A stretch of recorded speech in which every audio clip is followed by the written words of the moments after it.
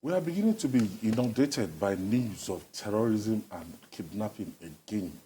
In Niger State, bandits have demanded 200 million naira as ransom for the release of 56 farmers abducted in Baikoro local government area of the state.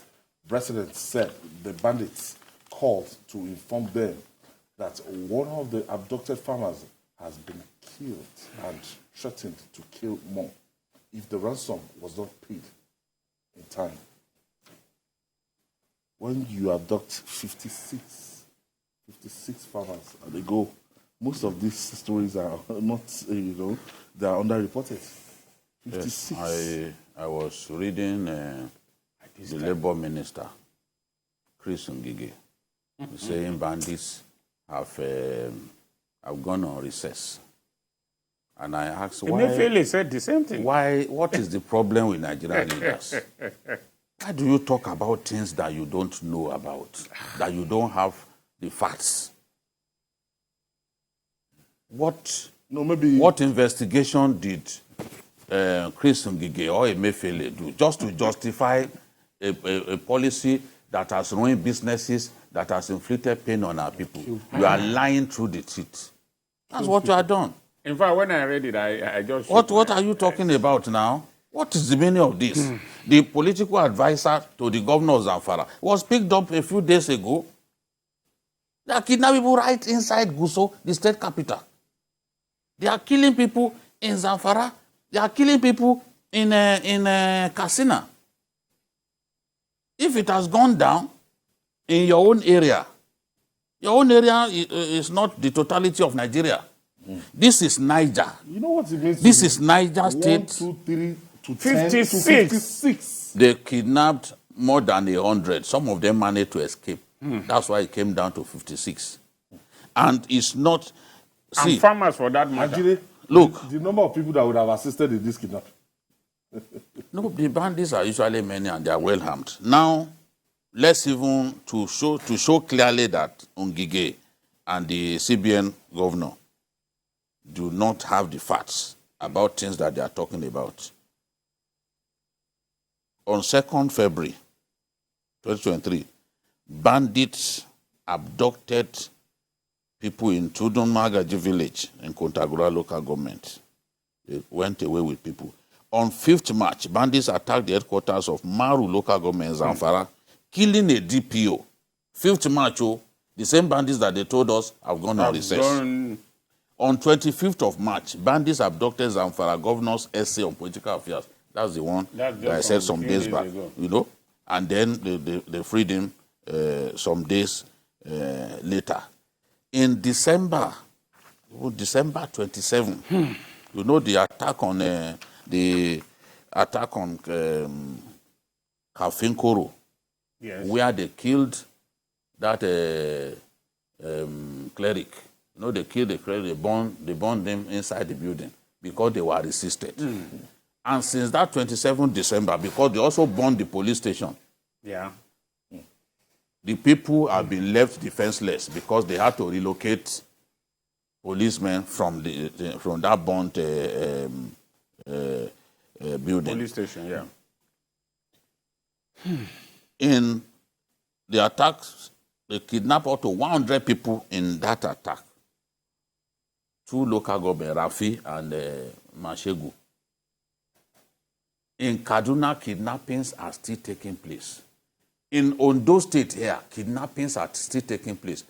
The day I visited the head of Amotekun, I visited him the last time I went to Ondo State to pick that award.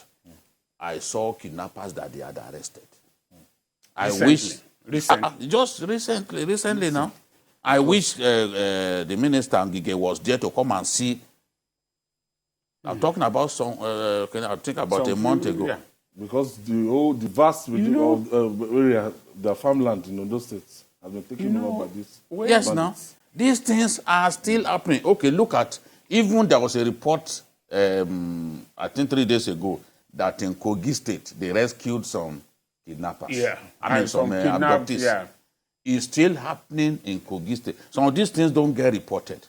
to give the impression that because Emefiele came up with a cash confiscation policy, therefore banditry has ended, is to lie to yourself, is to deceive yourself. Nigerians are still being kidnapped. Nigerians are still being killed. The facts are there. All you need to do in this era of Google is to even recent bandit attacks. You will see all the facts that you need. Instead of addressing Nigerians and deceiving them, lying to them without recourse to facts. This is what we are seeing. People are still being kidnapped. At least 10 local governments in Niger State. At least 10 local governments. If you ask banditry is still taking place. Rafi local government, Rafi local government, and other local governments. This thing, even the Kontagora area is even not safe too. How do you then come and generalize that bandit? Which break?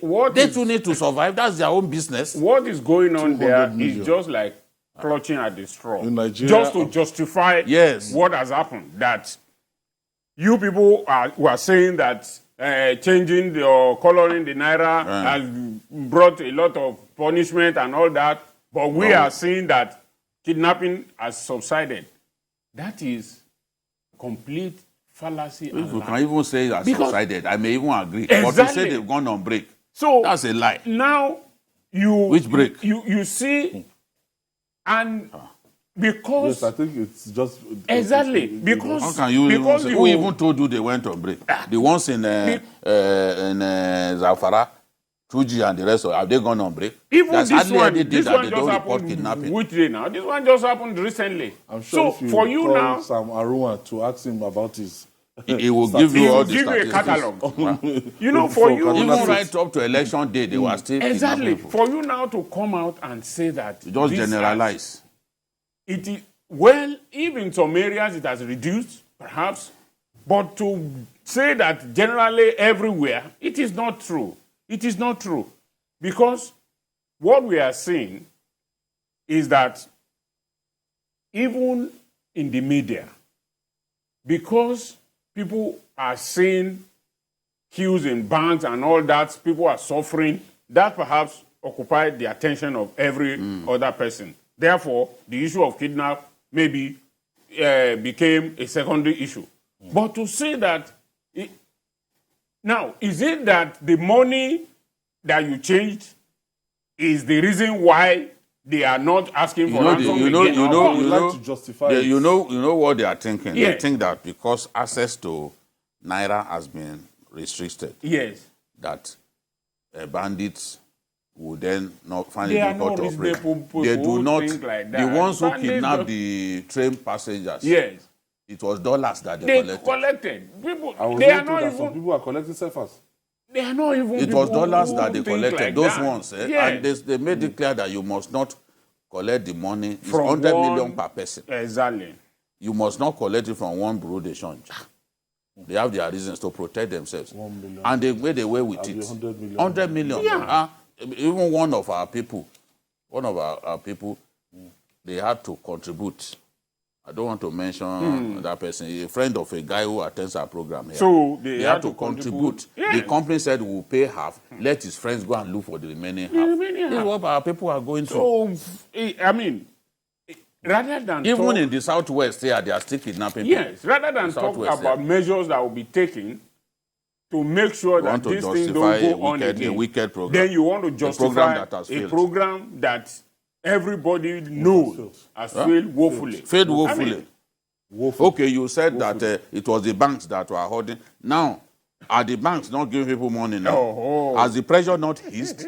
I said it that if you make the currency available, you make the money available, it will go down. Yeah. I can tell you that the problem is easing. I called Abuja, they told me it's easing. I called different places, they told me it's easing. Even here, all the demand. To take a while. The bankers are saying people are not depositing again. Why would they deposit? No, because did I not?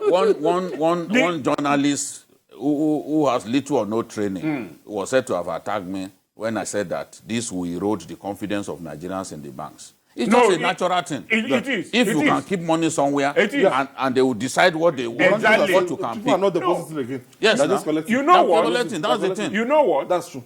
Between now Has it not happened? Between now and December, the level of money deposited in the bank is going to drop.